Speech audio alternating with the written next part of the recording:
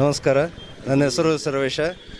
ಕಲಬುರಗಿ ಆರಾಧ್ಯ ದೇವ ಶರಣಬಸವೇಶ್ವರ ದೇವಸ್ಥಾನದ ಇವತ್ತು ಜಾತ್ರಾ ಮಹೋತ್ಸವದ ಅಂಗವಾಗಿ ಇಲ್ಲಿನ ದಿನೇಶ್ ಎಲ್ಲರ ವತಿಯಿಂದ ದಿನೇಶ್ ಅವರು, ಶಂಕರ್ ಕುಳ್ಳೆ ಅವರು, ಮಹೇಶ್ ಅವರು, ನಮ್ಮೆಲ್ಲ ಬಂಧು ಗೆಳೆಯರ ಬಳಗದಿಂದ ಪ್ರತಿ ವರ್ಷದಂತೆ ಈ ವರ್ಷವೂ ಕೂಡ ಅನ್ನದಾಸೋಹ, ಪ್ರಸಾದ, ಮಜ್ಜಿಗೆ, ಹಣ್ಣು ಹಂಪಲವನ್ನು ವಿತರಣೆ ಮಾಡ್ತಾ ಇದ್ದಾರೆ. ಅದಕ್ಕಾಗಿ ನಮ್ಮ ಎಲ್ಲರಿಗೂ ನಾಡಿನ ಜನತೆ ಮೇಲೆ ಶರಣಬಸವೇಶ್ವರ ಕೃಪಾಶೀರ್ವಾದ ಇರಬೇಕಾಗಿ ವಿನಂತಿಯಿಂದ ಕೇಳ್ಕೊಳ್ತೀನಿ.